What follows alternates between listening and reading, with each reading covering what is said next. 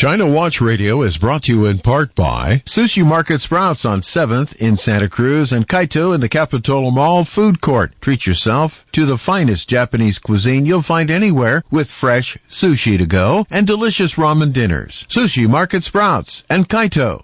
Yum!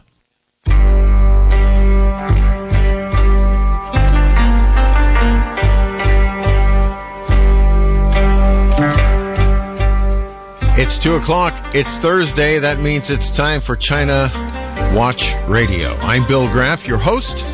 Thank you for joining us. Both our regular guests on this program are not here today. Nan is on an airplane to New York, and Amy is traveling to China today. So it's myself and Michael Olsen and our web guru, who also contributes heavily to our program. That would be Jonty McCollier, and we have all of our folks here. We have quite a show for you today because there's quite a lot going on in news. Yes, but first, Billy, are you suggesting that Jonathan and I might be irregular? Well, I've worked with both of you for years. That's entirely possible, actually, as I am somewhat not regular. Hello, Jonty. How you doing? I'm doing. I would love to say I'm doing amazingly well, but to be perfectly honest, I'm more concerned about the condition of the world than I probably ever have been before in my life. And I'm the kind of person who is often very concerned about the condition of the world. So I do hope that I can contribute in a meaningful way to today's program. And I really do appreciate being on with you all. You know, it's interesting you say you raise that concern, given your background. Correct me if I'm wrong, but you grew up in South Africa. Yes, I grew up in South Africa. We left when I was 6 years old. I learned things about the world when I was a young child that many people don't ever have to learn. So, yes, that is very much the case. I appreciate you for remembering that. Yeah, so your perspective is actually quite valuable in this look at what's going on. A number of things are happening in the world news. For instance, I think the thing that struck me the most in the last week was the fact that Taiwan was the subject of 97 sorties, or maybe more. Last time I looked, it was 97 sorties from mainland China flying over Taiwanese airspace. Really a frightening set of circumstances. China is doing this, I believe, this is just my opinion, I believe they're trying to draw attention away from their collapsing economy. How am I doing on that? Could be true. How am I doing on that observation? Billy, I have to confess to a prejudice with respect to Chinese. Earlier this week, I ran into a photograph of a grave in which lay a Chinese man who passed away 9,000 years ago. Wow. And right next to him was a pottery jug in which there was the residue of beer. And, you know, having watched China for 50 years, whenever I run across something like that demonstrates the depth of that culture, I'm kind of blown away. Because, you know, we're 200 years old. Yeah. And so I look at all of what they have been through as a culture and somehow survived. And I kind of get the feeling sometimes as I watch our contention between our two great nations. And I get to thinking sometimes we're playing with checkers and they're playing with three-dimensional chess.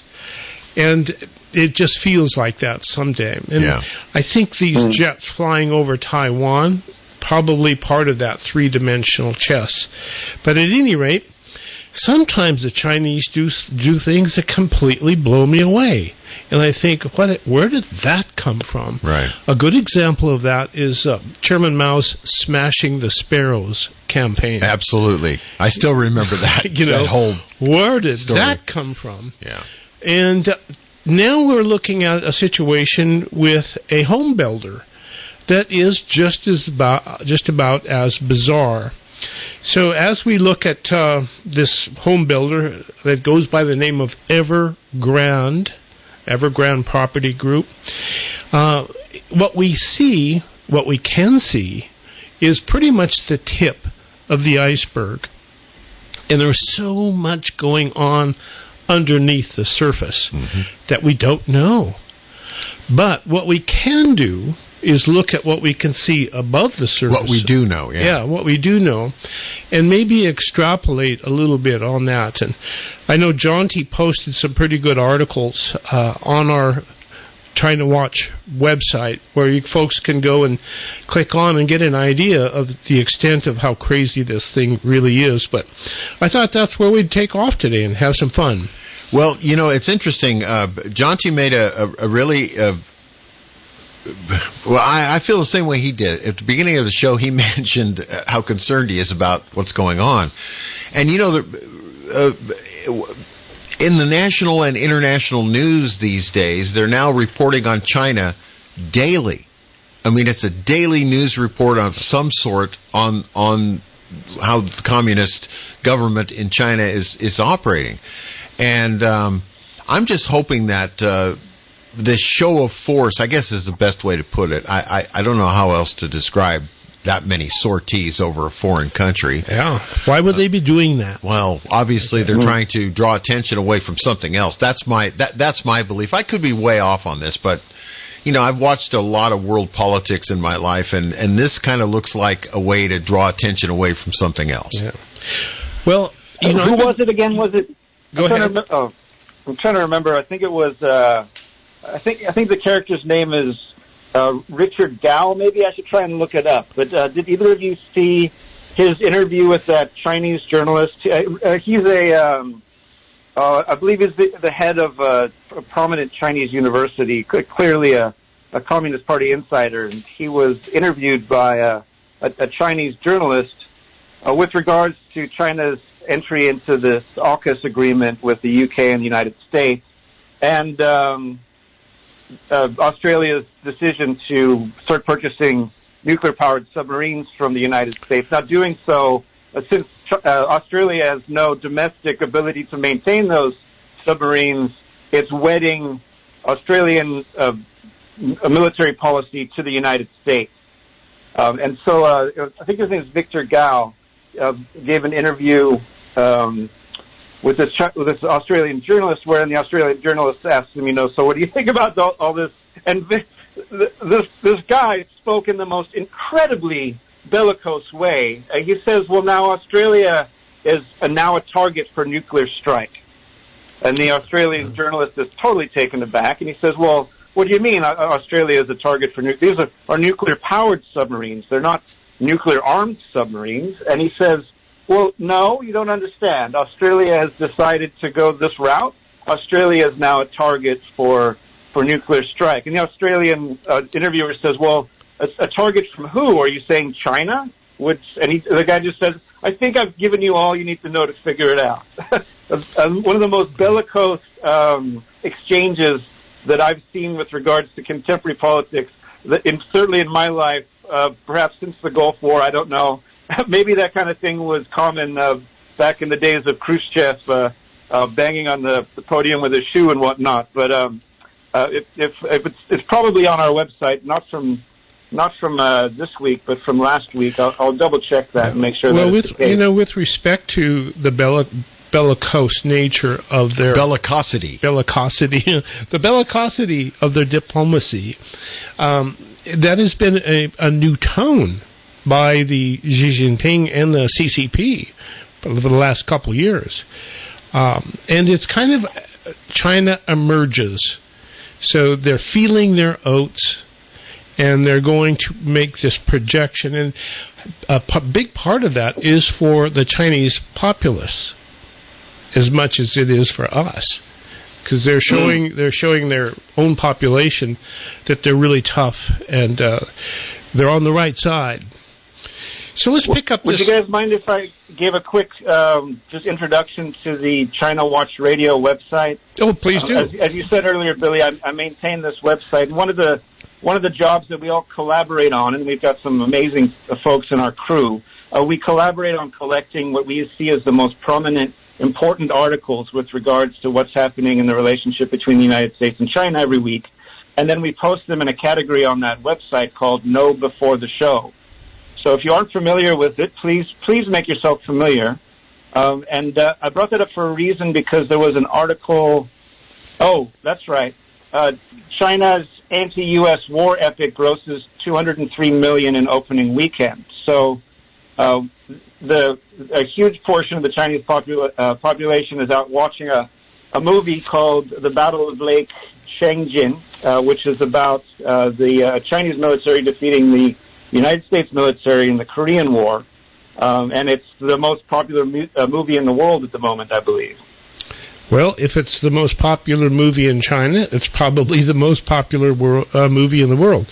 Hey, speaking of the China Watch website, would you be so kind as to post a link to some photographs of China's ghost cities?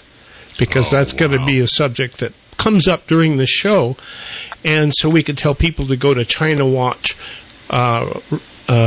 radio website, and then they can see what we're talking about here as we drift into this. Whole cities that are no longer occupied. Well, never were. They were never occupied. Never. Yeah, I guess. So with that, are you ready to go on this? I am. Ready? How about you, Jonty? I'm ready to go. Ready to go. So Evergrande Property Group is a quick thumbnail of what we see as the tip of the iceberg. Now, where are they building houses exactly? All throughout China. Evergrande Property Group was, until very recently, the world's largest property developer in China. But today it appears to be going bankrupt. It has missed 3 debt payments in the last 2 weeks. And if China's biggest is this bad, so they missed 3 interest payments in the last week? 2 weeks, yeah. Wow. That sounds like a very famous radio company here in the United States a couple of years ago. Yeah. So, who are these people? Well, it's second biggest by sales in China. So what does that mean? It means it owns 1,300 real estate projects in China. Now, when they say real estate projects, that means that they have a big parcel of land and they put up skyscrapers, one after the other, 20 of them, 30 of them, 40 of them. Wow. So a huge number of housing units. 1.2 million people live in Evergrande properties. And they're going bankrupt. Well, that's poor planning. So, indirectly responsible, Evergrande is for 3.8 million jobs. It's a huge, but is it too big to fail? So you got to think about this is a huge company, and what is its debt load? Extraordinary. So why did it get so big and so fast? If you think about it, listen to this statistic. In 1998, when Evergrande was formed, 30% of the population lives in cities. In 1998. 23 years later, 66% of the population lives in cities. In China. 450 million people moved into town and needed a place to live. 450 million people. And how can you possibly go bankrupt with that much commerce under your belt? Well, think of it. Yeah. So that's where we're going. Now, how do you get that big that quickly? How does it work?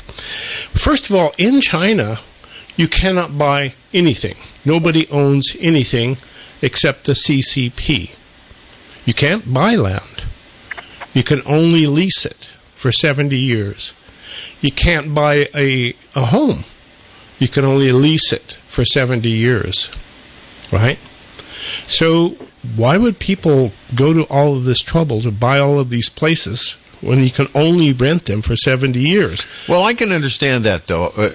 I have some experience with this. In Hawaii, a large number of a large parcel of the state of Hawaii's land ownership is owned by one entity, and they're 99-year leases. Wow. The Bishop Trust.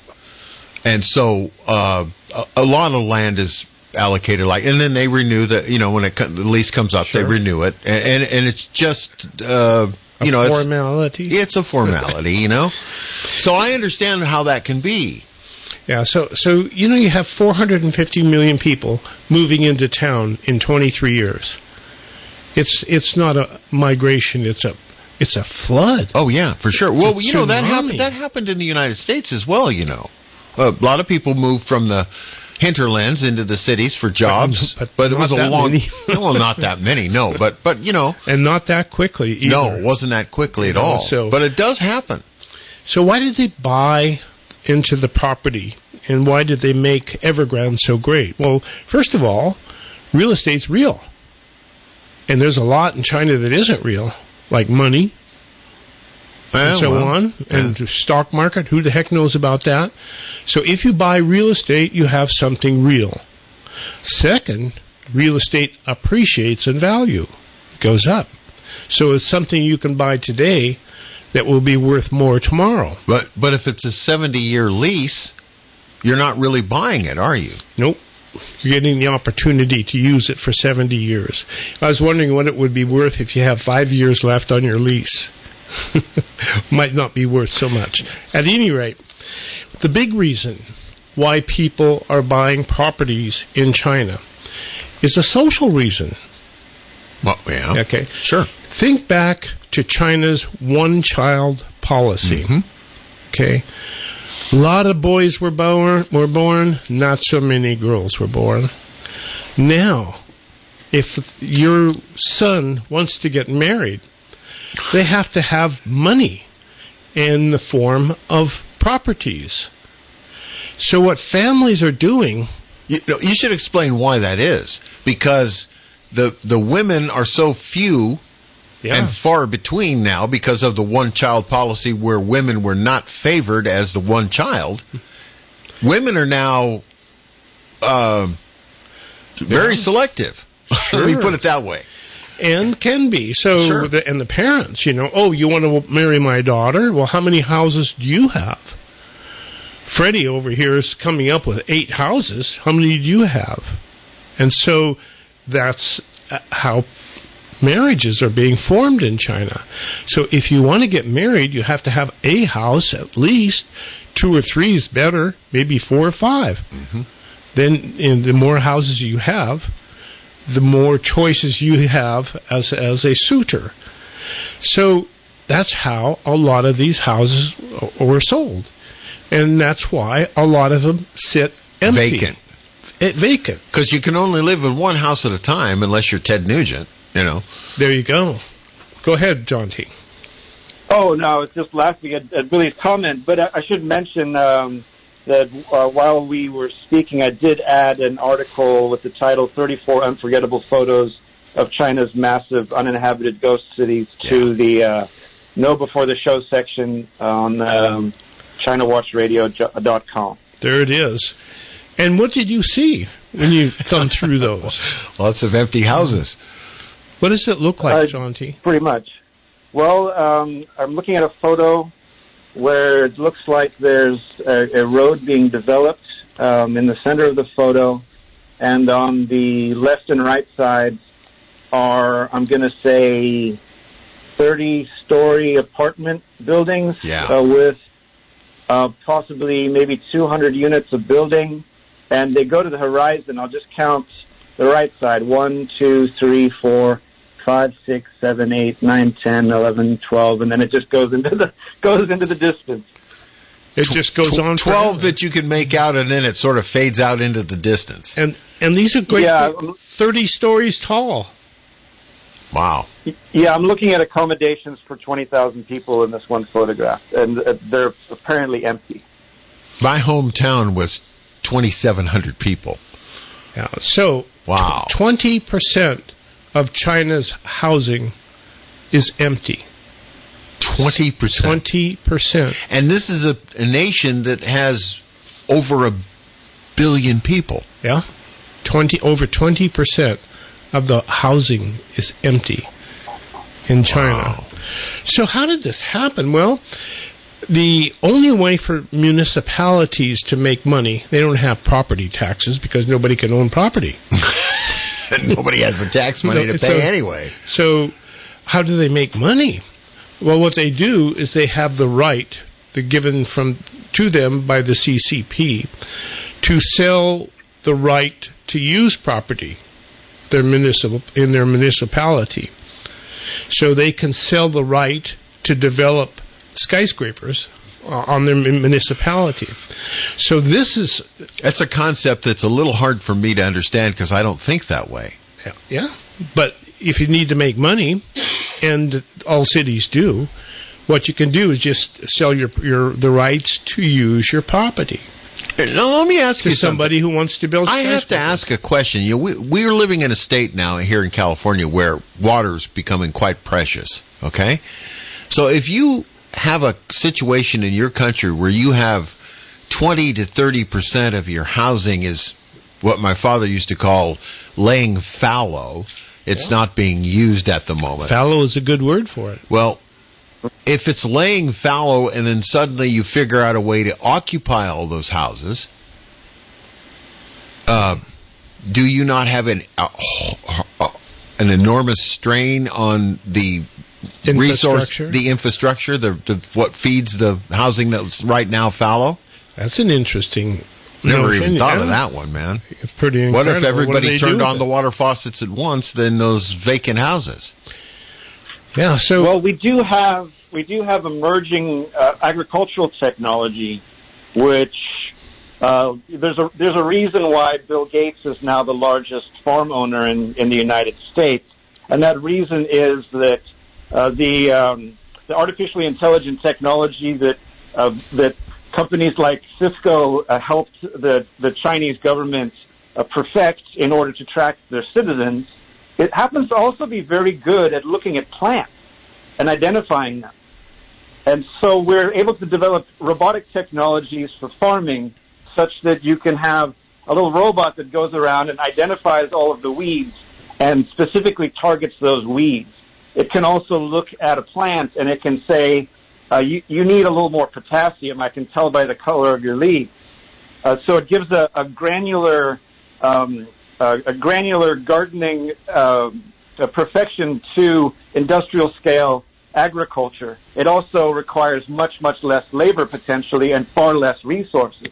So we may be very well seeing a scenario in the next 5, 10, 20 years where traditional agriculture, something that I hold near and dear to my heart, and Olsen, I think you'd agree with me on that, is going to be competing against a giant of industrial has been for years. Yeah, has been for years, Jonty. That's going to accelerate ad nauseum, and one of the potential effects in China is that right now they've got a population of around 600 million people who are agricultural terms of their economic contributions, and they may very well become obsolescent.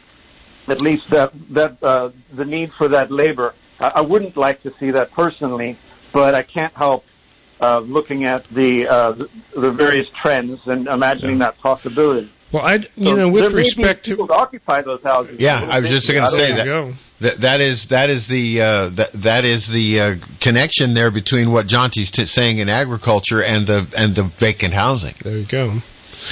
So back to Evergrande, how did Evergrande get so big? And it did get big really fast. It couldn't have gotten, correct me if I'm wrong, Michael, but to answer your question, it could not have gotten that big without help from the Chinese Communist Party. And one of the things the Chinese Communist Party did, and China, of course, it owns the banks, right? Yeah. So when there's a squeeze, what the Chinese Communist Party did was opened up the money spigot, printed money, and that enabled people to buy houses.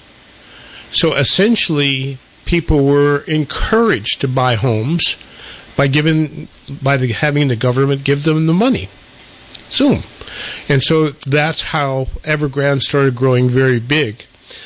it also sold shares in just like a regular corporation, took in partners. So there was two sources of revenue right there. But the big thing they did is that they floated high-yield bonds. Oh, boy. In China. Everywhere. I wouldn't invest, well. Everywhere. Well, wait a minute. Yeah, that's a good point. So at any rate, we'll pick it up in a minute here. At any rate, Evergrande is now $305 billion in the debt. Say that again? $305 billion. That's with a B. B. That's more than the entire GDP of New Zealand, and it's 2% of the entire GDP of China. One company, $305 billion in debt. So let's ask a rhetorical question here. If this one company is that far in the rears, how many other companies in China are having a similar problem because of similar investment strategies? Well, we know of at least one other one who's defaulted in this past week. But these are the only things, because that's all below the water line. It's all below the surface, right? Right. What we can see is Evergrande, and that's all we can see because everybody's looking at it and the numbers are coming out. So $305 billion. So what happened in 2008 in the United States? Well, we had a situation economically where 1 minute a person's house I'm very close to was worth around $200K. And the next week it was worth about $129,000. Boom. Just like that. Just like that. So there we are. We're looking at Evergrande, and what's going to happen here? Well, here in the United States, when everything fell apart, the taxpayers bailed out the banks. And General Motors and a everybody bunch else. a bunch of companies. Here's your money. Everything's we'll fine. help you. It's okay. And you folks that have the houses, well, it's too bad for you, but that's what happened. Or those of you who have those houses, here's our strategy. You hang on as long as you can, and and for some of us, we hung on, and it turned out okay. Yeah. Till the next time it happens. So as we look at China over the past couple years, we see a lot of very interesting behavior with respect to its billionaires. And there are a lot of them. Well, we talked about this in a previous episode about the fact that some very famous people, Jack Ma. Jack Ma's pretty famous. There's a very famous actress who invested well. Yep. And I have a story of a pig farmer who became a billionaire. And he got disappeared as well. Yeah. We're talking people. about the very rich people in China who are becoming disappeared. That's an interesting term, now, but Jack, it's very descriptive as what's happening. They disappear from the internet. Their presence is gone. Jonty could probably explain how they do it because he's a web guy. But I'll tell you what, it's very difficult to disappear anybody on that large a scale unless you really have a concerted effort to do it. And they do. Have a culture of compliance. Yeah, exactly. If you have a culture wherein people are trying very hard to go along to get along, then it becomes a lot easier to get away with things. Yeah. Yeah. So where are all these people going? The interesting thing that I see is that a lot of these people, like Jack Ma, these tech billionaires, floated their IPOs here in the United States. So there's a lot of Jack Ma. Well, right? Look. So these people are kind of like Americans when it gets right down to it. And if you're a frightened communist... Oh, yeah. Yeah, for sure. So what do you do with these people? Well, the word is correct. They disappear. So Jack Ma criticized the CCP, and he did it just before the largest IPO ever for the Ant Group. And the next day there was no more IPO for the Ant Group, and no more Jack Ma. Well, we have a shining example of this activity and this mentality on our program several episodes back. We talked about John Sienna, who was part of the movie group, Fast and Furious movie franchise, who opened his mouth and just inadvertently made a statement which the Chinese government took great exception to, and the next thing he knew, he was, and the word is used by the Wall Street Journal, I'm not making this up, he groveled. No. He groveled in order to save having his movies being shown in China. Yep. And if he had not groveled, not my term, profusely, prostrated himself in the press in China, profuse apology, that movie franchise would have been gone in China. And Jack Ma is profuse in his apologies now as well. He did reappear and after 3 months of being disappeared, and promised to give the Chinese government $15 billion for its anti-poverty program. There you go. So, the interesting thing... The NBA, by the way, had a similar problem. Same thing. Keep going. I mean, there's many stories of the same kind. Well, so Xi Jinping and the CCP looked at the real estate bubble as personified by the Evergrande group. And what are we going to do? So it drew 3 red lines in the sand, as it were. Wasn't really in the sand, but carry the in the dirt. In the dirt. 3 red lines, all relating to how much money you could borrow. And they governed the debt to equity, debt to cash, and debt to assets. So they squeezed everything into a very, very tiny little possibility for borrowing money. And so this put Evergrande in deep doo-doo because it owed $305 billion. And you put all those constraints on a company that owes that much money. You put all those constraints on possible borrowers and lenders, yeah. and your real estate market goes to hell in a handbasket. Well, very fast. So now China is trying to figure out how do we keep our real estate, which is 30% of the Chinese economy. 30%. Jeez. How do we keep this going and rein in these yahoos that are having so much fun, like Evergrande? So Evergrande defaulted on 3 different payments in the last 2 weeks. The first 2 were denominated in dollars, which indicates that the bonds were owned by American banks or American financial. So they defaulted on American assets. Yep, 100, no money whatsoever. That was it. Nothing. You get nothing. Now, the third payment was a payment made to those Chinese who put money down to buy houses or condos. Folks, they're really not houses or condos. They're 424 square feet per person, concrete boxes, I guess you would call them, in a skyscraper. Not all of which are finished. Yeah, I would bet on that fact. Yeah. So now, they only got 10%. Now, that you would only pay 10% to your friends and neighbors who gave you all this money indicates that you don't have any money at all. Well, very little. 10%. Yeah. And that's only 10% of one interest group, right? This sounds like a really bad real estate deal on a grand scale. Ooh, but the scale. See, again, we only see the tip of the iceberg. So in the United States, consider bankruptcies. Here in the United States, when somebody goes bankrupt, a business goes bankrupt, you chop up the company and divide it up. Sell the assets. Sell the assets and give everybody a piece.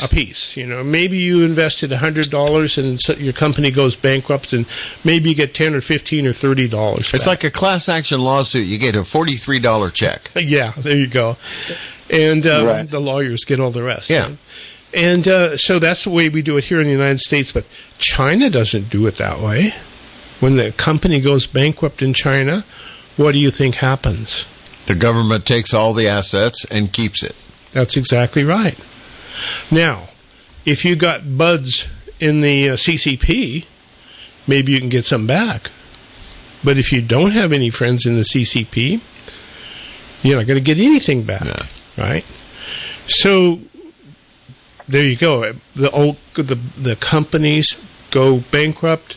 And now the interesting thing we see happening in China with respect to Evergrande is that some of the municipalities, even before a bankruptcy declaration has been made, the municipalities in which some of these developments are going in and taking over the properties for themselves. So they own these developments at the cost of what? 10%. Nothing. Oh, they don't have to pay the 10%? No, they're the government. They just confiscate. And the CCP, the national government lets the local government do this? Well, that's it being worked out. I see. You know, it would be like a local municipality taking over the property of a convicted drug lord or something like that. Yeah. That would be not too different. As we've mentioned before on the show, the conviction rate in Chinese courts is I think it's 99.93%. You don't have real due process. You have more like a who are your friends and what can we get from you sort of a process. It's more like when the federales want you to pay $50 to let you go kind of a thing. Sure. So absolutely, the smart thing to do is to scrape up the $50 so they'll let you go. So think of all of the properties that are being confiscated. That's a lot by the government, even before a declaration of bankruptcy. Now, the Federal Reserve System here in the United States and the European version of it both have made public announcements that there is no problem with these defaults here in the United States because we will be, safe. Everything is fine, they say. But because they're backed by the FSLIC and the FDIC and all that? They're not backed by anything. Well, see, that's... No, they're not backed by anything, but the exposure isn't that much. It's the foreign exposure to Evergrande is about $20 billion. Yep, that's know not of. enough to topple our economies in and of itself, but I know where you're going with this, Michael Olsen, so I'll leave it to you to explain. That we know of. So Jonty's laid out some of the good news. We're not supposedly we're only 20 billion exposed. Well, wait a minute. That's all that we know of. Say that again, Jonty. I didn't hear you. I'm sorry. I was just saying all of the lemmings in our media are pointing this out. They're all saying, "Don't worry, it's only $20 billion. Keep the casino rolling, guys." Oh, okay. All right. Don't disinvest in our stocks because there's no problem here. That's the 20 billion is what we know. That's what we know, and that's all we know. That's the bad part. Okay, this is what's the tip of the iceberg that's popping up from the water. Pay no attention to the guy behind the curtain. Yeah, or what's underneath the surface of the water. There you go. Of this thing. So, welcome to Oz. Welcome to Oz. So we owe $20 billion, but listen to this. How is the CCP and Xi Jinping going to manage this? Well, this from Marathon Asset Management CEO Bruce Richards.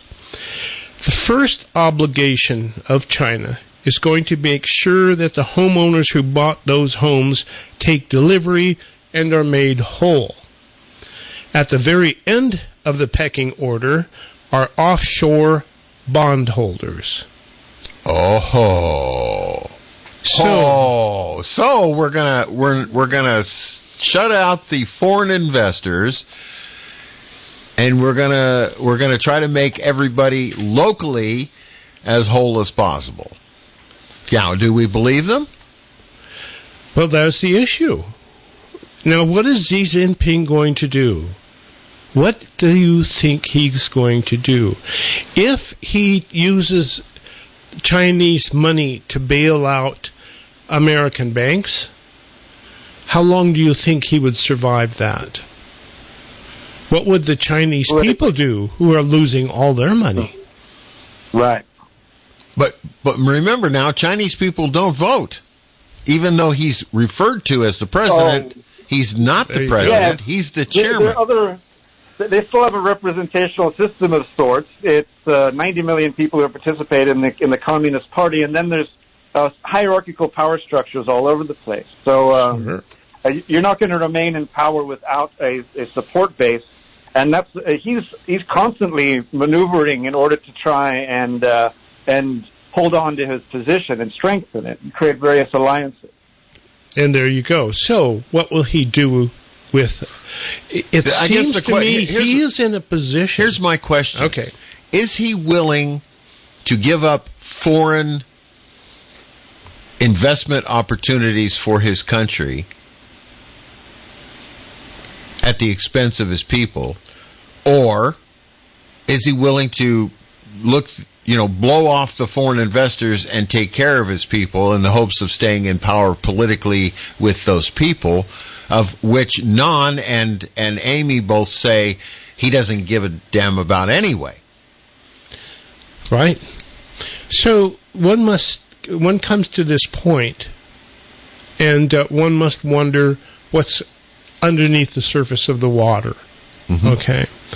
And in that regard, lay some questions for you on the table before we open up the phone lines. And we do have a couple of folks who want to talk to us. Will the CCP bail out Evergrande and everybody else? Will the CCP bail out American banks? How much of China's infrastructure do you think America has funded by buying high-yield bonds? It's not just real estate. I'll bet we've helped fund the development of the rail system. Yeah, bullet trains. Yeah. I wouldn't doubt that at all. Airport constructions. Yeah. In various cities where commerce has taken place. And on and on and on. How much money do we have as Americans in those high-yield Chinese bonds that are at the end of the pecking order? Well, do we think they're at the end of the pecking order? Can we believe the statement? I'm not. I don't know. See, I don't think anybody. I think that there's a very important demographic aspect to this discussion that really needs mentioning, and that is that a lot of the low-interest experience that we've had, a lot of the easy money that we've had over the last 20 years or so, has been a result of the baby boomer generation's wealth. The United States has made a very liquid environment, a very finance-friendly environment for the world, because we've got 80 million people who are saving up for retirement. But these people are starting to retire. Okay, and when they start retiring, they stop putting money into their investments. They instead start taking money out. Well, let me ask you this, Jonty. How much of that savings that we have put aside for retirement have been invested in various financial institutions who are looking for high rates of return? High-yield funds. High-yield funds, and have invested them in well, guess what? I hate to. What's the number? I hate to point this out. If you'll remember, about a year ago, there was a big story here in California about the California retirement system. There you go. That was not doing as well as everybody hoped it was doing because of some really interesting investments. So we're looking for high yields, and then we're finding them in Chinese bonds. And how much of our savings do we have? Do our banks have enough to survive if they lose the bonds, if they don't get paid? You know what a high yield bond is going for now in China on the retail markets? 20 cents on the dollar. Wow. Well, Jonty makes a very good point and a very good observation about that. A lot of folks are now retiring. Yeah. And by the way, I saw a similar story about the Chinese middle class. Did you guys see that story in the Wall Street Journal about apparently the Chinese middle class is having similar concerns about retirement that we are here in the Western world? Very similar concerns. So my final question before I probably turn into pumpkins, is has the United States funded the development of China's infrastructure with dollar-denominated bonds? And will the CCP repay those bonds or just walk away? Well, it's interesting. In previous episodes of this program, we have talked about Chinese investment in the United States. Yeah. China has apparently, if we believe the rhetoric, invested a bunch of money here in the United States in various... It's probably the money they got from selling us high-yield bonds. Well, the thing about it is maybe it'll end up being, what they used to say in diplomatic parlance, tit for tat. You've invested in this much money. We've invested in this much. There you go. So, ladies and gentlemen, we've introduced you to the story of the Evergrande Property Group. We put a lot of questions. Yeah, tip of the iceberg. What do you see beneath the surface? We're going to take a quick break, I guess. Yeah, actually, we can take the break and then come back and take the calls to start the first hour. Get things going. Get things going. So we'll take our first break and we'll be back in just a minute. Satisfy your hunger right now with the delicious ramen and sushi you'll find waiting for you at Kaito. Easy in and out location in the Capitola Mall food court. Special orders welcome. Fresh, delicious, and oh so good. This is Koji. I'm looking forward to seeing you at my restaurant Kaito.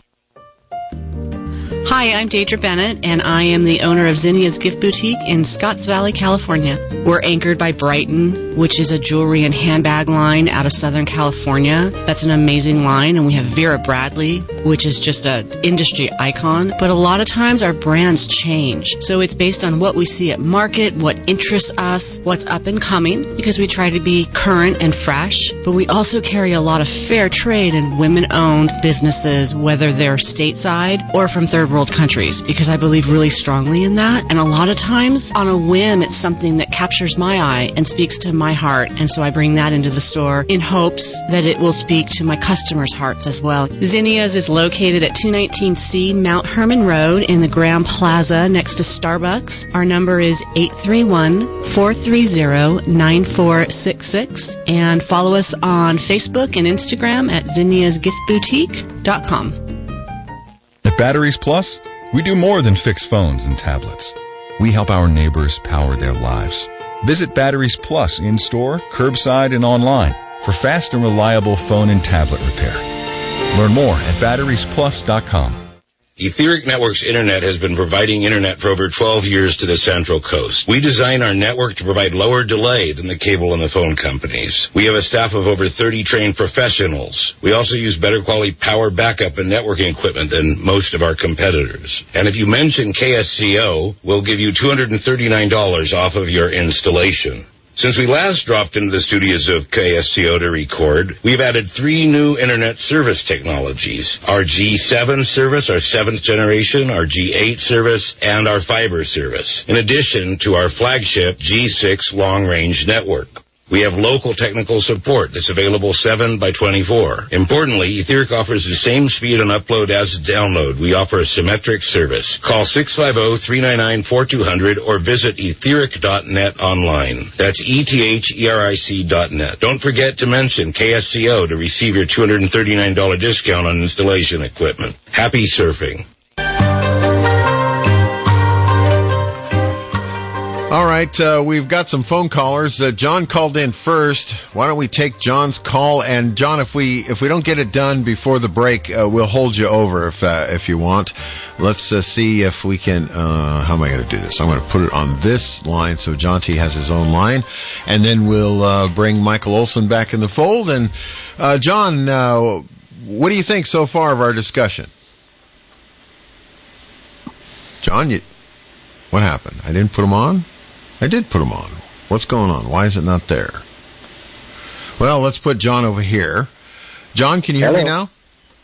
Can you hear me now? Yes, I can. So, John, tell me, what do you think about our conversation so far? Oh, I'm amazed by the depth and the breadth of the knowledge that you guys have brought forth, and you're giving me so much to think about, well beyond what I called about. But what I did call about was I had a series of Chinese history and sociology classes from Sandy Leiden and Cabrillo College way back in the late 70s, early 80s.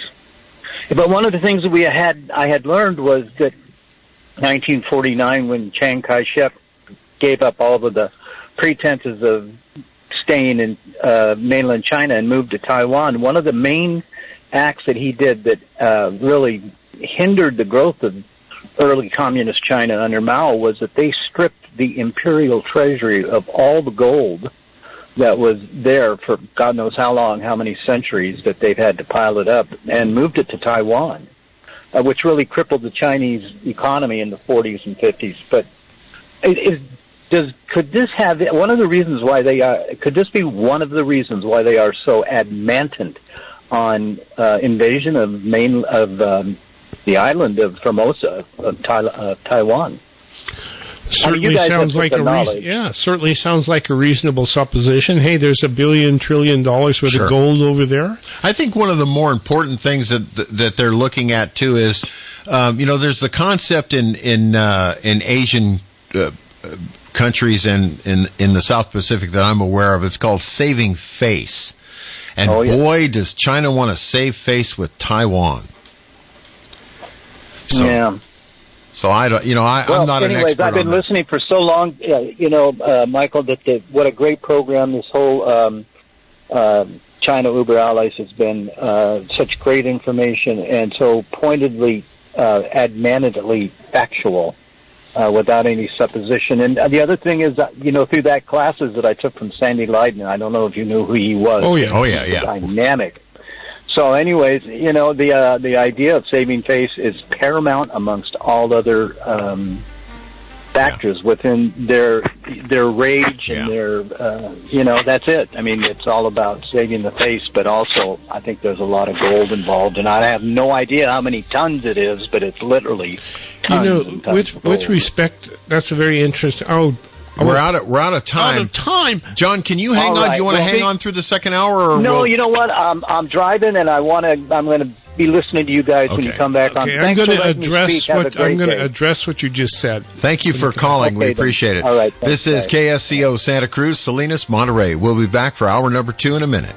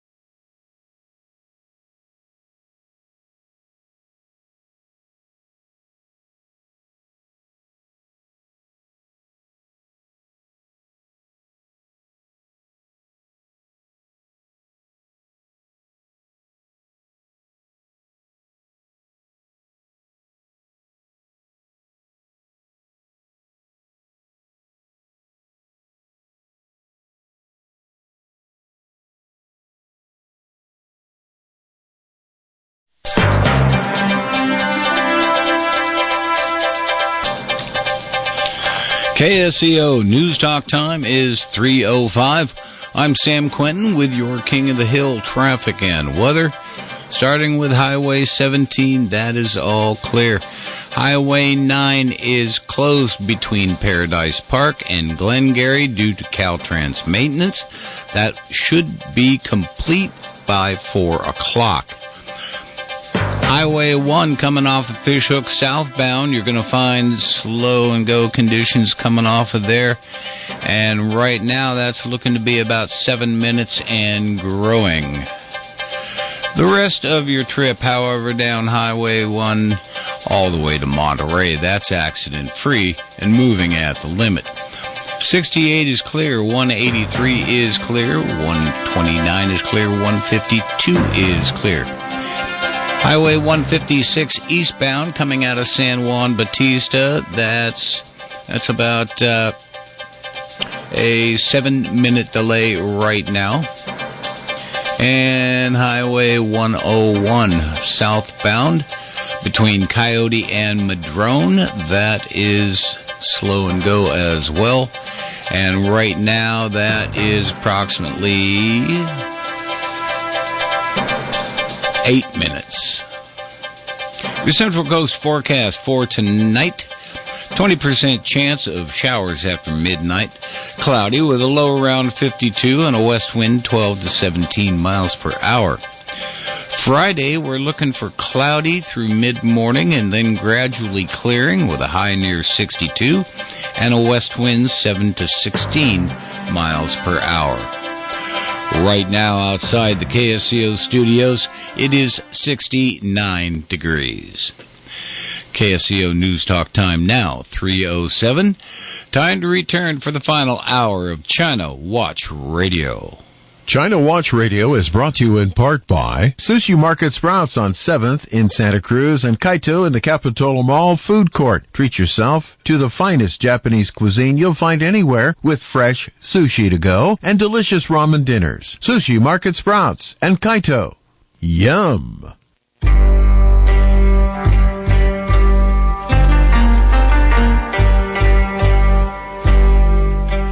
Welcome back to hour number 2 of today's edition of China Watch Radio. I'm Bill Graff along with Michael Olsen today and Jonty, who is our web guru and is a guy who's intimately involved in some of the postings of our program, and he gets together all of our articles, and we're so happy to have Jonty with us today.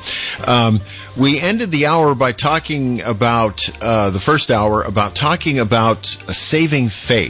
And I had forgotten, I'd lived in that part of the world for a long time. And saving face is just a concept that we in the Western world don't really hold the same way they do in other parts of the planet. Yeah, that's for sure. Well, I have an example of how big saving face is. 1839 to 1890, the Opium Wars. Mm-hmm. Okay. The Opium Wars were a time in which Great Britain and France fought a series of wars with China and forced their way into the Chinese market in order to sell opium. 15 million opium addicts later. And the whole practice of forcing our opium onto China was not ended until there was a great big social movement on a scale of getting rid of slavery. I mean, people just looked down on what was being done to the Chinese. So 60-some years of being forced to consume opium. And a great humiliation. Today, we are the ones that are suffering the humiliation. I'm doing a show Saturday morning on the food chain. It's titled Fentanyl. Oh. The Revenge for the Opium Wars. Yeah. The doctor I have on the air from UCSF studies the use of fentanyl on the streets of America's cities. This year, in the last 8 months, 17 pounds of pure fentanyl have been seized in Northern California. That is enough fentanyl to kill 37 million people. Now, where do you think that fentanyl is coming from? Good question. Very good question. There's been a little bit of a dialogue about this in the not too distant past with regards to China saying sorry, we'll shut it down. Don't worry, we'll take care of that. It won't happen again. There is. But it's still coming from China. Yeah, there's a little bit more than just a suspicion that it's coming across our southern border via the cartels, but the production is coming from mainland China. Yeah, from mainland China to the cartels, across whatever was left of our border. Which doesn't necessarily mean that it's the CCP as a whole, but it would necessarily mean that it isn't. That would be there you go. I would a much higher level security clearance than I get from my association with all of you in order to find that information out. Yeah. Let me just on that note before we move on and take some more calls. I'm completely unfamiliar with fentanyl. I know it's a drug that is used to lace other things. Is not fentanyl originally designed as like a way to aid surgery? Yeah, so it's a pharmaceutical pain reliever in very minute quantities that can relieve pain. And it's used in some surgeries and in easing the pain of a dying person. So it is something that is used in hospitals. A synthetic opiate. Okay, so got it. Okay, so now I know fully what we're talking about, and for our audience, I'm sure there were some people out there who listening today who did not. What the heck are you talking about? What the heck is fentanyl? So now we know it's synthetic opium. Yeah, fentanyl is 10,000 times more potent than morphine. Wow. Really? Yes, and a very tiny, small bit of it can be fatal. The DEA says that out of every 5 underground pill that is distributed in the United States, 2 of the 5 contain a lethal dose of fentanyl. Wow, that's something to avoid, unless you don't want to avoid it. Well, this is just it. How do you avoid it? The only way you avoid it is by just saying no. Wow. Well, on that happy note, we are talking about, if you missed our first hour, you've missed a lot, actually. We had quite a conversation about what is going on in China. We have a situation in China where one of China's giant... Evergrande. Isn't that a great name for somebody that's $305 billion in the hole? Wow, that is just a phenomenal amount of bankruptcy all at once. Yeah. Anyway, Gary has called us from Live Oak. Let's put Gary on. What's the phone number? The phone number is 479-1080. If you want to call us and join the conversation. Jonty's with us on the phone. By the way, if you've just joined us expecting to hear Nan and Amy, Nan is on an airplane to New York and Amy is on her way to China. So neither one of us could be with us even through the miracle of modern technology. You don't think she would be taking a slow boat to China? Yeah, I don't know. I wouldn't, but... I did. Oh, yeah. I forgot about that. You did. Yeah. Well, anyway, let's check in with Gary, who's on the line from Live Oak. Gary, you're on China Watch Radio. Yeah, thanks. Your program is incredibly valuable, and I still have qualms about the fact that Nathan and Amy are hermetically sealed from receiving full information. Dealing with the drugs, you can go all the way back to William Russell and his cousin. William Russell co-founded the Skull and Bones. Mao actually was educated at Yale in China. Yale is the location of the foundation of Skull and Bones. In fact, they provided Mao's bookstore. They actually gave him the real estate for his, bookstore to take over China, which ended up with all those consequences. And in fact, the moving of the heroin from Turkey to China under Russell ended up involved with the Boxer Rebellion, which is a lot more time than we have right now. But this continued for a long time, and moving over to the Golden Triangle, which Kusan was moving drugs both to Americans and the central cities.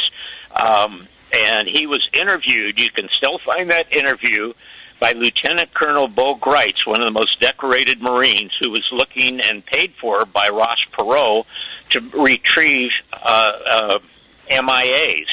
And he ended up meeting with Kusan. Kusan wanted to make a deal with Bush, who's a member of Skull and Bones, to stop, to create the state of Khan, and go from there. But if you look at the interview that's still on YouTube, and if you listen close enough, one of the biggest buyers was Richard Armitage, number 2 under Casper Reagan. And after, when we went into Afghanistan, where American troops were guarding the opium orchards or growing fields, Richard Armitage was involved in that also. They would be poppy fields. The first ambassador to Red China was George Bush, Skull and Bones. Reagan appointed Ambassador Winston Lord, Skull and Bones. There is a lot of information that you can sculpt and have really relevant information into the Red Chinese grab and almost total takeover of California. So anyway, well, Gary, let me ask you a question. Yes. Okay, in looking at China, and how much of China do you think was funded by Americans buying Chinese high yield bonds? Oh, very much. I refer to Dr. Anthony Sutton, that worked for years for the Stanford. For Stanford, he wrote a trilogy about the Western technology going to the Soviet Union. And, of course, it was Trotsky from New York and Lenin from Switzerland, funded by the British. Communism is not the people trying to overthrow the banking establishment. Communism is a tool of the banking establishment in order to impose communism and tyranny, which is exactly what they have today. And it's hard to abbreviate on this short period of time on the radio. But, Red China, under George Pratt Schultz, appointed by Reagan, did an executive order. I got a copy of it that said it's in our national interest to transfer a steel mill. This is 1981, and I've got that right then and there. Ronald Reagan was a member of the United World Federalists, the globalists. In the 40s, he was a member of the Southern California Committee for a Far Gary, Eastern we get your Mao. drift here. Yes. We get your drift. What you're telling us is that they're all tied together. Yes, and they're again the. Well, you could have started with that one, Gary. Thank you. I'm sure. My mind is just stuffed with so many documents and papers. You got them all, and they're all up there. We are glad you called us to point out the fact of what we sort of suspected, and now we're pretty convinced that is probably taking place. So, all right, thank you, Gary. Make it open so people can communicate directly to Amy and Nathan. Okay. Thank you, guys. All right. Bye-bye. All right, let's check in. What happened there? I pushed that. Okay, I don't quite know what... Oh, there we go. Okay, let's talk to Dick in Santa Cruz. Dick, you're on KSCO and China Watch Radio. All right. You guys hear me okay? Yes, we can. Okay. You guys were talking about money a little bit. wanted to comment about his AI stuff. The money part that's going on, I mean, the big picture, as Colonel Terry would say, is the digital currency. That was brought up last week.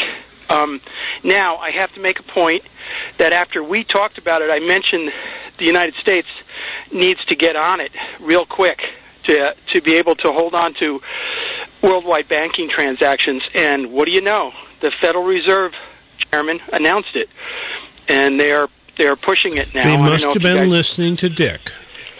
Well, you never know. Or I'm just psychic. Or really, I know what the hell's going on. So what is it that you know? Currency, that's been in the works for many years. There's been multiple projects to switch to digital currency for the EU and the US. But I mean, there's actually published schedules for when these things are supposed to be introduced. And that's long-standing. That's not some recent thing. Okay, nothing new. Okay, moving right along. Now, the gold in Taiwan, I might say, is really a small amount of gold in terms of currencies that are floating around out there. The other thing is that if China wants a gold, they can just ask for it, and then Taiwan will give it to them, and then I don't think that's correct. I don't think Taiwan will give it to them. They've held on to it for 60-something years. Well, let me tell you. What do you think? The move for Taiwan is coming very soon, and maybe asking for the gold will be the preliminary to the invasion. They're going to take it back. Most of the people there, like Amy says, are already national Chinese.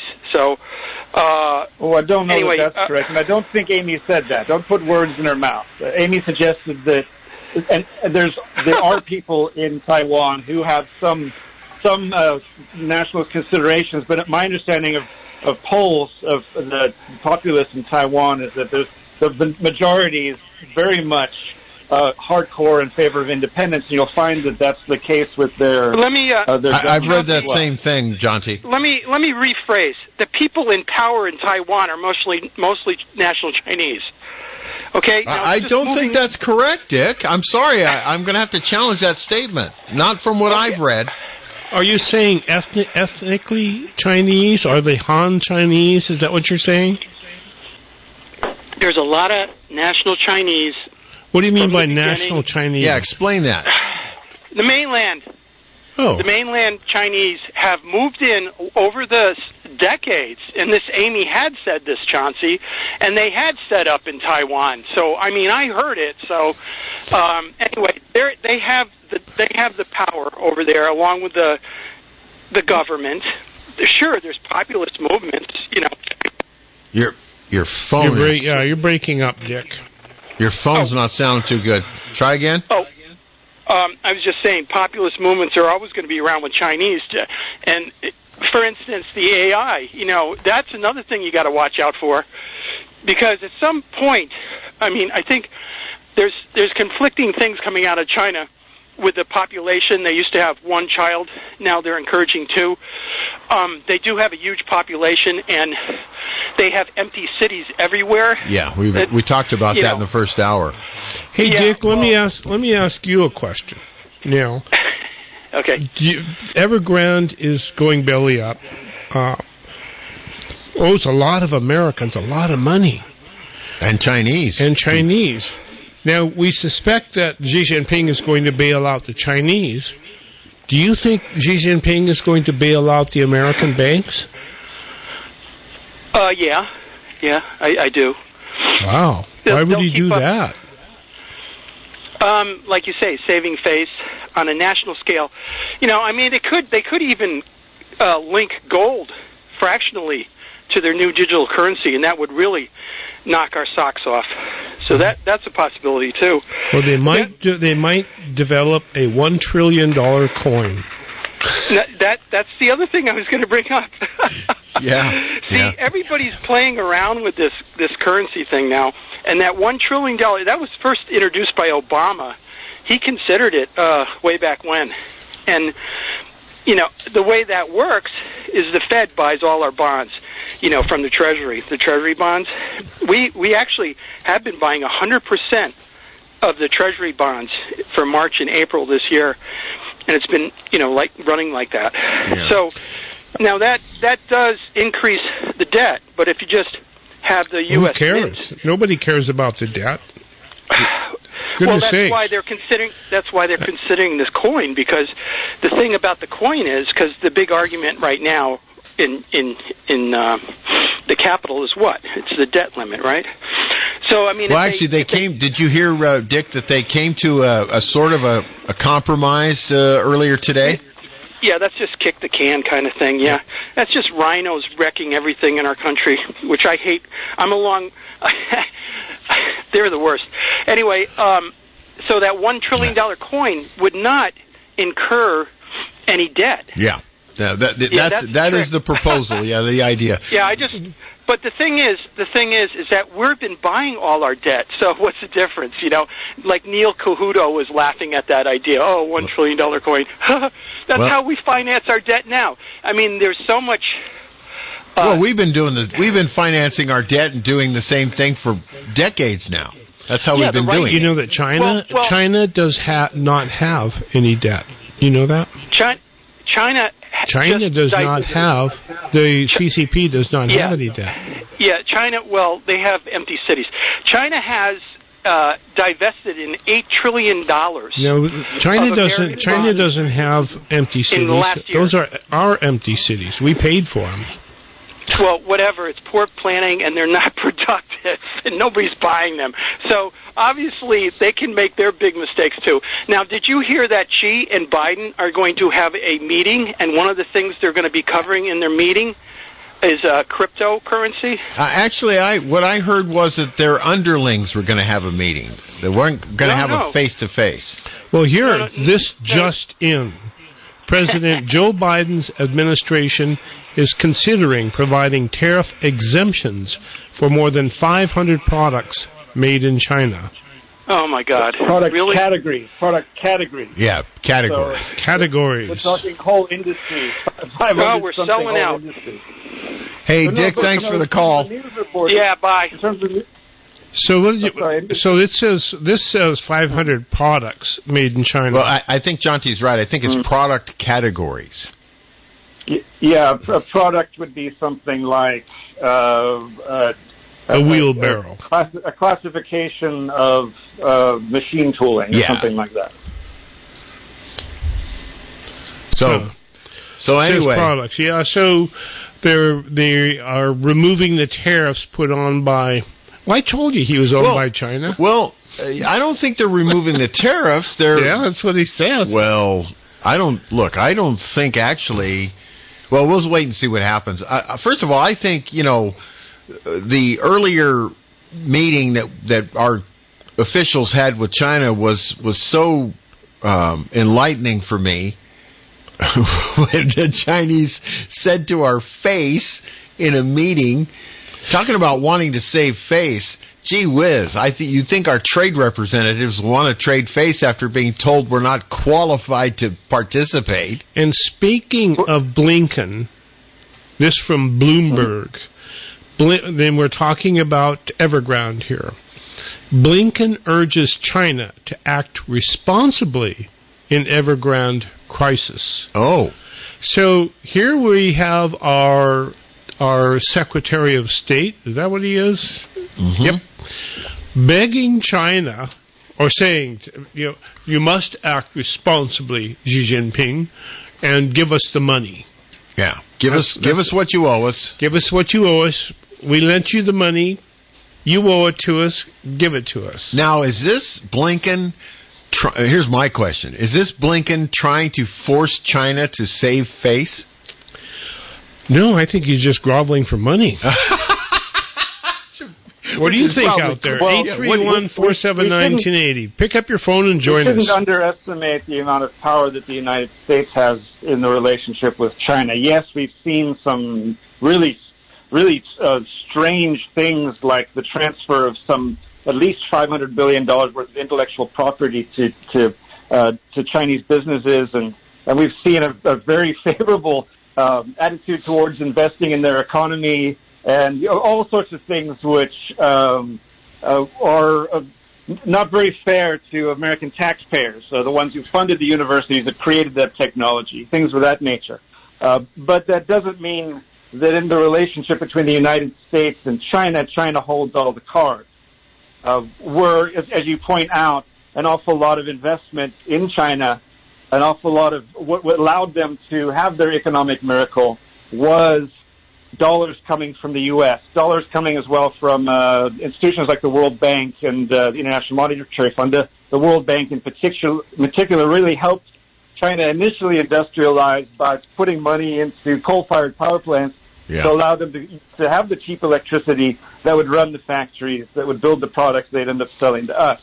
So America is not powerless in the relationship. We're BlackRock to take the advice of certain other investors and pull out of China. That would hurt China a fair bit. In fact, I believe that they're wary of this relationship, and they're trying to. Part of what's happening in my mind is that they're trying to unravel this relationship so they can gain some independence, so they're not under the threat of U.S. corporations deciding they're going to leave and manufacture elsewhere, as well as U.S. investment deciding that our dollars can be better spent on other investments. Jonty, that's a very good observation. So, in looking at Blinken telling Xi Jinping that he must be fair, do you see? I sometimes think, Jonty, that we are playing checkers and they're playing three-dimensional chess. You said that in the beginning of the show. And I see Blinken, geez, Xi Jinping, give us our money, darn it. It just seems like we're so... Ooh, don't even say it, Olsen. Yeah, be careful. I see. He's starting to turn red when he thinks about it. I understand I think we're dealing with a bit of a crisis of confidence in our own system. Yes. Bill, you brought up the meeting in Alaska where Blinken's counterpart said, you guys have no right to talk to us. And you're not qualified to talk to us. Well, you know what? At that time, we all looked at that and we said, no, he is what a ridiculous statement. So you can't be imprisoning 2 million people and in enforced labor camps, and at the same time, you can't be, have a country that boasts that it's got these wonderful portable drive-up execution vehicles. That you can't have a country where you execute at least 10,000 citizens every year as part of. But we didn't say any of that and then stuff. turn around and say that we've got a human rights abuse problem. Jonty, we didn't say any of that. We didn't say anything. We just sat there and took it. That's true, Olsen, but that was also several months ago. And in the passage of those several months, look at how our society has changed. And look at what's happening in our allies country, Australia, where if you live in New South Wales right now, the government is sending you a text message, and if you don't immediately, within 15 minutes, pick up your phone and take a picture of your face proving that you are, in fact, in your house, then the police come and bang on your door. This sounds like Sunday school. Demonstrations all over the place. Various people who have legitimate concerns who are finding themselves under FBI investigation in the United States just recently, things of this ilk, and at the same time we have a very strange relationship now with health, where health is something that the government is in charge of, and you're not allowed to have a job. In fact, in areas of Australia, they're saying, well, you're not going to eat if you don't go along with the program that we have in place. They're doing that here. There are places in the United States that you can't go into a grocery store unless you're fully vaxxed and credentialed. Well, wait a minute. Authoritarianism I know somebody who's getting ready to travel. Never has been before. Jonty, I know somebody who's getting ready to travel, and we were discussing the procedures in order to be able to travel from one country to another now, the requirements about testing and days in advance and all of this, and you got to set the test up in advance, and you got to, it's amazing. You know, I remember flying, I think it was back, we had bird flu or something, one of those things. It was a coronavirus. Yeah. I don't know, maybe 10 years ago, and I was in the Philippines. And I got off the airplane, and they had this big machine taking temperature. And I thought, oh, Lord, don't let me be sick. I don't want to be sick at the Manila airport. Jonty makes very good points, though, about how bad it can possibly get. He really does. And it's getting that bad, isn't it? We got a call from... I also want to be sorry, Bill, if I could just say one thing, but I believe it's probably the most poignant thing I could come on the show and possibly say, which is that in terms of the discourse or dialogue or politicking that happens between the United States and China, there's different layers at which this can happen. One layer is the F-35 layer. One layer is the negotiation that happens by the vehicle of the Ford-class aircraft carrier transiting the Taiwan Strait. That's one level. Another level can be trade meetings and various big businesses and all of the arguments and machining that goes on there in order to maximize profits and do whatever else the heck happens there. Another layer, though, that I think we need to be very conscious of is the human layer, the intimate layer, the compassion layer, because the person one thing that the United States has that I believe is stronger here than probably anywhere else in the world, quite possibly, and that is that we have an enormous ability to stand up for ourselves when we see that wrong is happening. Mm-hmm. And this is where the friendship needs to happen. This is where the negotiation, in my mind, needs to happen for the future that my children deserve. It is between the people of China and the people of the United States. We need to find ways that we can open channels of communication such that we can show them how you stand up to your government when they're screwing you over. And right now we have a hell of an opportunity to do that. That's a very good point. You're living in a different country than I am. The government is screwing us over. So what you're saying is that it's time to stand up. Grassroots. He's got a great point. He truly does. And if we stand up, maybe they will stand up. Show them how. Well, we've been, it's funny you should put it that way, Jonty, because for this country's entire existence, we've sort of led the way, haven't we? Isn't that why the world looked to us for so long, and some of the world still does? I think you make a great point. At the end of the Second World War, there were mutinies and riots among American soldiers because the war ended and they found themselves deployed still in these foreign countries, that they had gone to fight as liberators to save these people from tyranny, and then all of a sudden they found that they became the occupiers. And Olsen, you had a fantastic guest on last week. Her name was, I believe, Teresa. What was the last name? I don't recall. Teresa. She made the point that as long as you're living under an empire, there's going to be abuse of power, and that the real goal is to try to create an alternate power structure, a federated power structure, wherein there is meaningful representation, there's meaningful redress of grievances, there's an actual democratic process the problem with that, the problem with that, Jonty, is that we keep giving the government more power to protect us. And the more power we give the government to protect us, the more valuable it becomes to somebody who has the economies of scale to buy it and use that power. And so, I say we have to make the government responsive. Well, the government's just for sale. Well, it's just for sale. Well, it doesn't have to be. Yes, it does. It hasn't always been, and it doesn't have to be. Okay. Certainly the problem is the concentration of power in the wrong place. Yeah. The people in the United States didn't say, we would really love to see our manufacturing jobs go overseas. That never happened. That was not something that we voted for. That was not a representational process. There you go. So, all right. And so if we want to reverse it, we have to create a representational process to reverse it.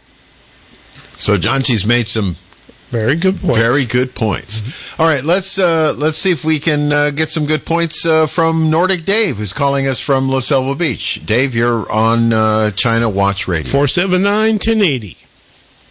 Fantastic program, guys. This is really great. I just want to touch lightly on a couple of things that were brought up. I've actually spent a lot of time in China. Hey, Dave, can you talk right into your microphone? We're having a hard time understanding you. Yeah, is this any better? Oh, way better. Thank you. Great, yeah. So I've actually spent a lot of time in China and on business, and I've spent extended stays there. And, it's interesting. At the base, the Chinese people are, just like us. They're stuck under that totalitarian system. And, they don't really have, the levers of power. At some point they may will and rise up, right? I think that's been part of the pacification of the population has been by, sharing an economic gain, through this adjustment to a capitalistic tilt from the planned economy. But at some point, when they start playing games like with the real estate market, for example, that goodwill is sometime going to dissipate. We've got a perception of them playing 4D chess, like they're somehow smarter and out-caging us. And I think that really is more of a perception. I think that, they kind of plod along. And I think since they're so monolithic in their decision structure compared to us, that they can move and adjust quicker. And so it has this appearance of, they've got a grander strategy in mind than I think they're probably actually executing on. And a good example is this cross-country debts that we have. We've got investments in them. We've got investments in some of their industry and infrastructure and real estate. But they also hold $1 trillion of our bonds, government bonds as well. And so it becomes a very kind of interesting, dicey game for them is how far they can push us and how far we're willing to take it. Well, that's the question on the table. Do you think Xi Jinping is going to bail out the American banks for the bonds they hold in these various real estate companies? Well, this goes back to, them saving face, right? I mean, I heard a great expression over there. Somebody told me, a colleague in Beijing said, we will save face when we decide we have to save face. Wow. And I think that kind of goes to the point of when it becomes their own best interest. Yeah. And I think at some point, as you guys had mentioned, articulated earlier to a good point, that is he going to take the short-term sugar, versus kind of the long-term vegetables and salt, right, in terms of preserving, the international banking relationships? That's a good question. You brought up a point about their relative intelligence levels of East and West. I'm not sure they are all that smarter than we are, though I do believe having a culture that goes back 9,000 years confers some innate intelligence. I would agree with that, but I also remember what Nan says about the fact that the communist government has sort of wiped it out, beaten the culture right out of the society. But I don't think they have beat it all out. I don't think so either. I think Amy's right on that one. Yeah. Well, interesting point. I was in Taiwan many times as well, and I went to the National Museum there, which is breathtaking. If they changed, I was told by one of the curators that if they had changed, this is all the treasures that they brought from China, right? If they had rotated all 7 dynasties every week for 7 years, you wouldn't have seen everything. Wow. And now China wants that back, right? But China wrecked everything they had. There you go. China. I think China... Dave, answer this for me. Do you believe that China wants it back so they can destroy it and take it out of the cultural public? No, I think they want it just for the wealth it represents, and it's an excuse also as an entree into Taiwan. Yeah. The interesting thing about what you say about repatriating all of those cultural treasures, if you know anything about the antique trade here in the United States, well, that is exactly what's going on. China is buying all of its art treasures back from wherever they can find them. They are. In fact, just if I can build on that, where I don't think they would destroy the treasures if they had them back, is they've gone to great pains after the Cultural Revolution to kind of rediscover their more ancient past. If you look at the Summer Palace, for example, with the archaeological dig of the soldiers, right, as a classic example, they realize that there's actually money, wealth, and equity in that stuff. And I think it no longer threatens them. The Chinese Party's made enough of a break from the past that they don't have to fear the ghosts of the past any longer.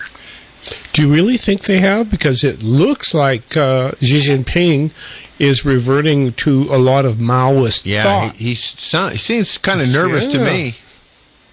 Oh, I agree with that completely, but I think he's also using the cultural heritage as a fulcrum, right? Forward into help developing his more Maoist type position, like the proud of being Chinese, right? The pride of the Han people. Mm-hmm. Jonty, were you trying to say something there? Yes, I don't mean to wax so abstract here, guys, but China, the CCP has perhaps a broader area of play with regards to the resuscitation of traditional Chinese values. But the point at which they're going to pull the plug is when people start to have an open reassociation with the divine. Yeah, you can see it right now. One of the fundamental things that separate us as a culture from what's been enforced in mainland China for the last 70 years is that we draw our fundamental source of truth and meaning from something much, much bigger than the state. It's much more meaningful to live or give your life for something bigger than yourself. It doesn't matter exactly what you want to call it. You can call it God. You can call it truth. You can call it justice. But that's a hell of a lot more meaningful than giving your life for the Communist Party. And in they fact, don't want their society to shift back to that relationship because then they're cut out of the power structure. Yeah. And in fact, Jonty, that may be the only way to overthrow. Yeah. Hey, Dave, let me ask you, you spent some time in China and met the people and dealt with them. Do you think there's ever a possibility they're going to rise up and take back their government? Absolutely. I think that's absolutely possible. And I think that's why, in part, he's got, the current government in power has, to walk a tightrope around this whole real estate issue. Mm-hmm. Because you're right. I mean, earlier, I think as Michael has said, I think very articulately said that, it's the one source of value besides gold or jewelry that they can actually hold themselves. It's the only one where they can actually put type of a capital investment. Yeah. And I think as long as there's prosperity, people tend to go along to get along. Dave, we appreciate your call and your insights greatly. Thank you. Great call. Absolutely. Thank you, guys. Okay. Hey, Jonty, I want to get back to what you were saying. You know what I call that quality you were talking about? I call it the Audie Murphy syndrome. The Audie Murphy syndrome. You might have to explain a little bit. I think I need an explanation. Audie Murphy was a soldier in the Second World War. And he much decorated because he put all of his own safety completely aside and saved I don't know how many of his colleagues from certain death several times while he was deployed, as the term is now used. And I think I hope I'm correct in what you were saying about the way Americans think when it comes to, the way we put a lot of things above other things. Traditionally, Americans have been really good about doing the best we can do for America.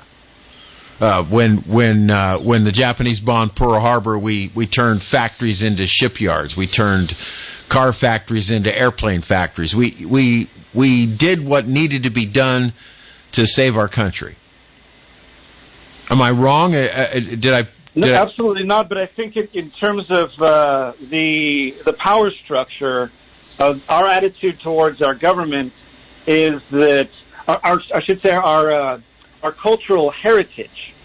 And remember, I don't even come from the United States, although I imagine the part of the world I live in benefited to an extent from the process that the United States went through with regards to coming to terms with the revolution that was the Enlightenment, and the establishment of those values.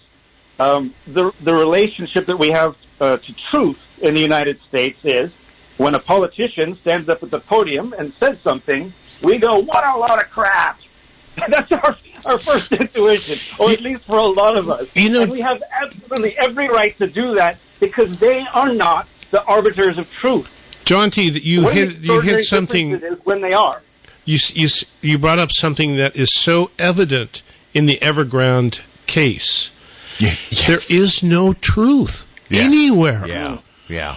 The Evergrande company lied. The reason the Evergrande lied was because the Chinese Communist Party requires everybody to lie. We give you all these... Oh, what great points. We give you all of these things that you must accomplish on behalf of the party. Jonty, and so everybody says, yes, I did it, and nobody does it. Jonty and you together really brought it full circle for me. That's great. Hey, well, go ahead. I was just going to point out that one of the interesting things about the economic system or lack thereof in China is that with regards to the Evergrande situation, look, our Federal Reserve plays the funny money game all the time. They gave $500 billion to BlackRock exclusively to buy corporate bonds from corporations that didn't even have employees showing up at the office. And the whole situation is comical. The Federal Reserve created $10 billion out of nowhere to buy almost zero interest of bonds from Apple so they could buy back their own stock. There's corruption in our system. We've got problems. But we would have a very hard time doing something like hit delete. Why couldn't they just take all that debt and just hit delete and say there's no debt? My father said that to me privately. He said, when we had this whole meltdown because of COVID and nobody working and whatnot, and people not being able to pay the rent and stuff, my dad said, "Why don't we just hit delete?" And he was serious, and I thought, wow. Declare a jubilee. Yeah, that's right. All right, let's see if we can get one more call in from Downtown Al. Hello, Downtown. How you doing? Hey, great discussion, a lot of great information. One of the things I take issue with, though, is when I hear certain callers saying they're just like us. No, they're not. They've got thousands of years of a different cultural heritage and a way of doing stuff. And, what struck home with me was the fact that you had this, when you had the one-child-only policy, and you were using, modern technology such as amniocentesis to determine the sex of the child, and then other, modern technology like surgical abortions. They were aborting the females. And that shows that even after, decades and decades of Chinese Communist Party indoctrination, they still were reverting back to their agricultural roots in terms of needing males, to work the field. To work the fields and look after people. And, so there's kind of overlaying aspects to it. It's what the communists have tried to inculcate in them and change, but there's also this ancient heritage. And we need to keep that in mind because I've also seen it in other things. It struck home one time when one of the first Chinese products I got, I don't know, when I was younger, was a set of drill bits. And they had never been hardened, so when you used them, they just bent like a piece of baling wire. And it occurred to me, there's a difference because, I'm old enough to remember some of the Japanese products that were made where they made them to the best of their ability, but they damn well tried to make it as good as they possibly could. And that's kind of part of the Japanese mentality about honor and trying to do the right thing. And I'm not sure that's always there with the Chinese. That's a very precise, interesting comment, and it's also evident in the hygiene. Chinese, or at least they did, they spit on the street. You'd never see that in Japan. Well, I don't want to say all sorts of disparaging things about them, but what I am saying is that there is a very strong cultural difference. I mean, very high intelligence, but it's often a collective sort of intelligence that doesn't have the sort of misfits that we have in this country that are often geniuses. Individuality. Yeah, individuality. Contrarians.